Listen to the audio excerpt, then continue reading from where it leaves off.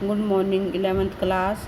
आज हम third lesson करने जा रहे हैं। थर्ड लेसन का नाम है अप्पू के साथ 2.5 साल। जो अप्पू के साथ 2.5 साल लेसन है उसके लेखक हैं सत्यजीत रॉय। लेखक का नाम क्या है? सत्यजीत रॉय। अब मैं अप्पू के साथ 2.5 साल जो लेसन है उसकी कुछ स्टोरी आपको बता रही हूँ। अप्पू के साथ 2.5 साल फिल्मकार सत्यजीत रॉय द्वारा लिखित एक संस्मरण है।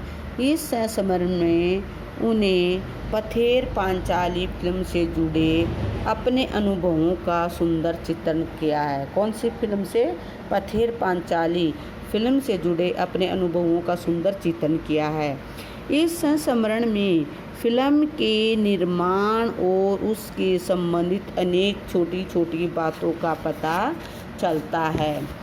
पथेर पांचाली फिल्म की शूटिंग का काम 2.5 साल तक चलता रहा। इसका मुख्य कारण था कि फिल्मकार स्वयं एक विज्ञापन कंपनी में काम करता था। फिल्मकार कहाँ काम करता था? एक विज्ञापन कंपनी में काम करता था और साथ ही उसके पास पैसों का भी अभाव था, यानी पैसों की कमी थी। फिल्मकार फिल्म से जुड़े अपने अनुभवों के विषय में बताता हुआ कहता है कि इस फिल्म की शूटिंग आरंभ करने से पहले उसे फिल्म में काम करने वाले कलाकारों को इकट्ठा करने के लिए खूब मेहनत करनी पड़ी थी। फिल्म के मुख्य पात्र अप्पू की भूमिका के लिए उसे एक 6 साल का लड़का चाहिए था। बहुत से बच्चों के इंटरव्यू लेने के बाद भी कोई कलाकार बच्चा नहीं मिला। आखिरकार पड़ोस के घर में रहने वाला लड़का, जिसका नाम था सुबीर बनर्जी। क्या नाम था? सुबीर बनर्जी। पड़ोस के घर में रहने वाला लड़का सुबीर बनर्जी ही उसकी उम्मीदों पर खरा उतरा और उसे ही पथेर पांचाली फिल्म में अप्पू की भूमिका दी गई। इस फिल्म की शूटिंग में फिल्म कलाकार अनेक कठिनाइयों का सामना करना पड़ा। फिल्म कलाकार बताता है कि उन्होंने कोलकाता से 70 मील दूर पालासिर नामक गांव में शूटिंग करनी थी। वहाँ रेल लाइन के पास काश फूलों से भरा मैदान था। वहाँ जब आधे दृश्य की शूटिंग कर ली गई थी तो कारणवश कुछ समय के लिए शूटिंग को रोकना पड़ा और जब दोबारा शूटिंग आरंभ हुई तो काश के फूलों से भरा मैदान जानवरों द्वारा खा लिया गया था। यदि ऐसे में शूटिंग की जाती तो दृश्य में निरंतरता न बन पाती।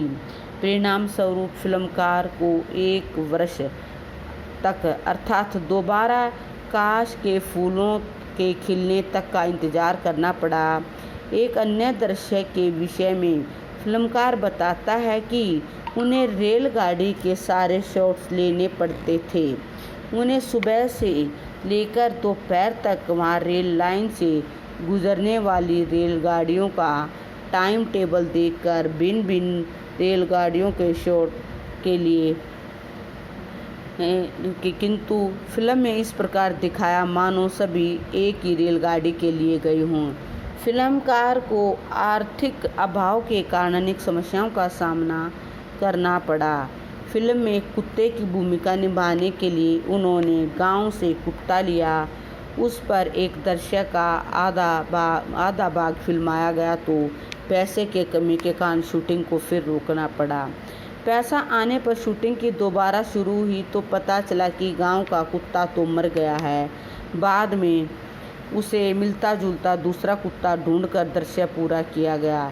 इस प्रकार फिल्म में मिठाई वाले की भूमिका श्रीनिवास नामक एक कलाकार निभा रहा था, पर जब भी दृश्य का आधा भाग फिल्मा गया तो पैसे की कमी के कारण शूटिंग के कुछ समय के लिए रोकना पड़ा।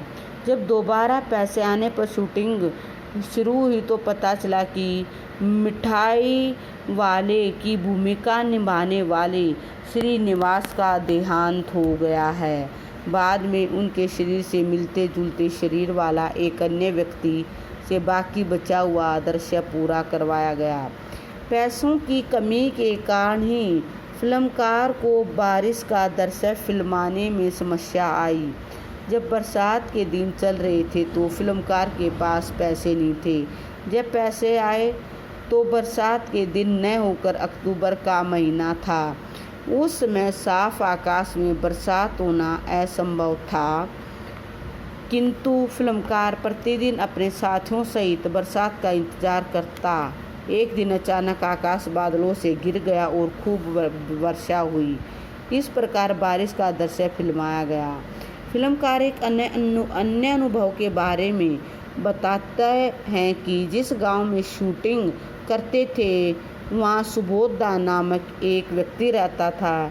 पहले तो उसने खूब विरोध किया, किंतु बाद में उनका मित्र बन गया था।